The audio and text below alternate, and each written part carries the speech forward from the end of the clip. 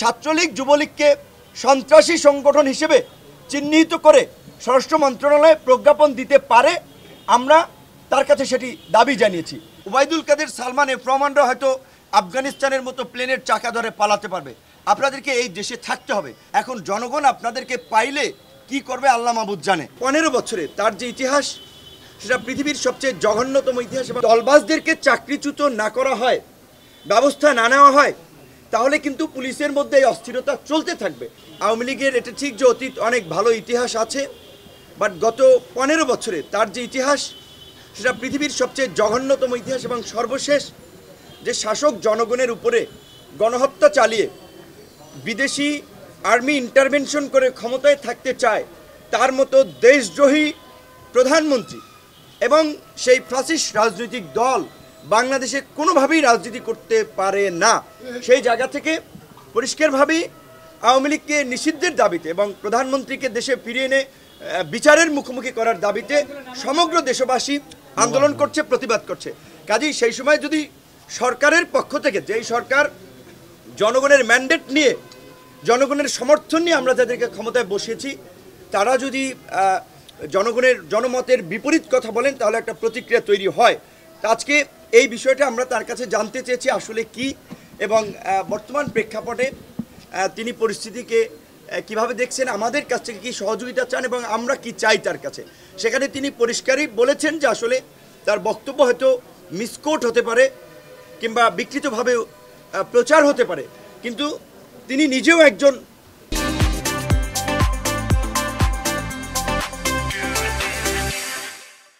এই জালিম সরকারের দ্বারা ভুক্তভোগী হিসেবে আমাদের কাছে উপস্থাপন করছেন যে আপনি সেনা একজন উচ্চপদস্থ কর্মকর্তা, অনেক দিন সেনা অনুষ্ঠানে দাওয়াত পান না, রাষ্ট্রীয় অনুষ্ঠানে দাওয়াত পান না।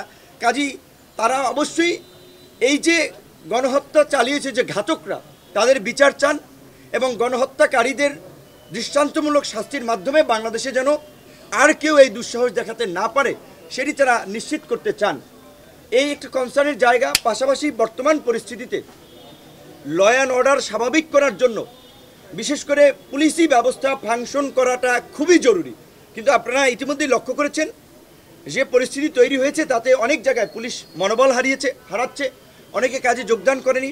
এবং গত 15 বছরে যেভাবে দলীয়করণ করা হয়েছে, কাজেই সেখানে যদি দলবাজদেরকে চাকরিচ্যুত না করা হয়, ব্যবস্থা না নেওয়া হয়, তাহলে কিন্তু পুলিশের মধ্যে এই অস্থিরতা চলতে থাকবে। এক পক্ষ কাজে যোগদান করবে, আরেক পক্ষ যোগ না দেওয়ার জন্য উস্কানি দেবে। এমনকি আমরা পুলিশের মনোবল বৃদ্ধির জন্য আমরা একটা প্রস্তাব করেছি যে ঝুঁকিপূর্ণ এলাকাগুলোতে পুলিশের সাথে অন্তত 10 সদস্যের একটা সেনা টিম মোতায়েন করা। একই সাথে 64 জেলায় এবং যে কয়টা থানা এবং উপজেলা আছে, সমস্ত জায়গায় নতুন ওসি এবং পুলিশ সুপারকে নতুন করে নিয়োগ দেওয়া বা পদায়ন করা।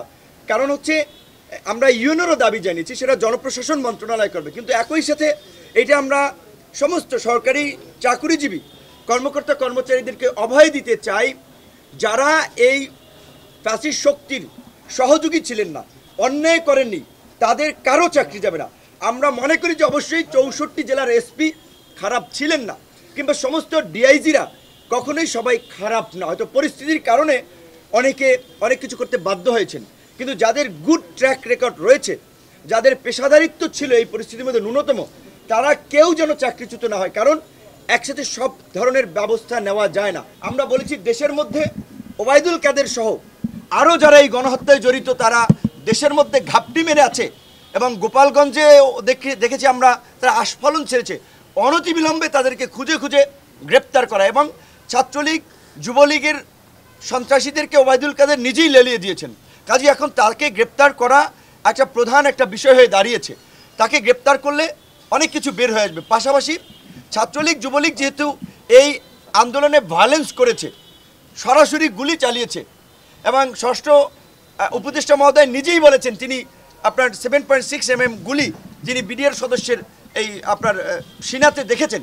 তো কাজে এই যে চিহ্নিত অস্ত্রধারী সন্ত্রাসীদেরকে অনতিবিলম্বে গ্রেপ্তার করা, সকল ধরনের অবৈধ এবং বৈধ অস্ত্র জমা নেওয়া, এবং এই সন্ত্রাসী কর্মকাণ্ডের জন্য রাজনৈতিক দলকে নিষিদ্ধ, সেটা নির্বাহী আদেশ কিংবা আপনার নির্বাচন কমিশন অনেক নিয়ম নীতির মধ্যে দিয়ে হবে, কিন্তু ছাত্রলীগ যুবলীগকে সন্ত্রাসী সংগঠন হিসেবে চিহ্নিত করে স্বরাষ্ট্র মন্ত্রণালয়ে প্রজ্ঞাপন দিতে পারে, আমরা তার কাছে সেটি দাবি জানিয়েছি। পাশাপাশি যে শেখ হাসিনা পালিয়ে যাবে, ওবায়দুল কাদের সালমান প্রমাণরা হয়তো আফগানিস্তানের মতো প্লেনের চাকা ধরে পালাতে পারবে, আপনাদেরকে এই দেশে থাকতে হবে। কাজেই আপনারা এমন কিছু করেন না ক্ষমতার পট পরিবর্তন হলে জনরোষে আপনাদের অবস্থা খারাপ হয়।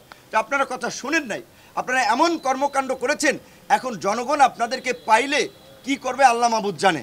তো সেই জায়গা থেকে আপনারা এইটুকু বলবো, আপনাদের প্রধান নেত্রী পালিয়ে গিয়েছেন, আপনাদের কারো কথা ভাবেন নাই। প্রধান সেই নেত্রীর ছেলে তিনি বলেছেন যে তিনি কোনো পার্টির কথা দলের কথা ভাবছেন না, তিনি তার মা তার পরিবারের কথা ভাবছেন। কাজী আপনারা যদি কারো উস্কানিতে রাস্তায় নেমে কোনো ধরনের নৈরাজ্য এবং বিশৃঙ্খলা করেন, শেখ হাসিনা তো পালাতে পারছে, আপনারা কিন্তু পালাতে পারবেন না। একদিকে আইন শৃঙ্খলা বাহিনী, একদিকে সেনাবাহিনী, একদিকে আমরা জনগণ, বিপ্লবী ছাত্র জনতা। কাজেই কোনো ধরনের নৈরাজ্য করার দুঃসাহস আপনারা দেখাবেন না। আমরা চাই যারা আছেন ক্ষমা চেয়ে আপনারা ভালো হয়ে যান, শান্তিপূর্ণভাবে দেশে থাকেন।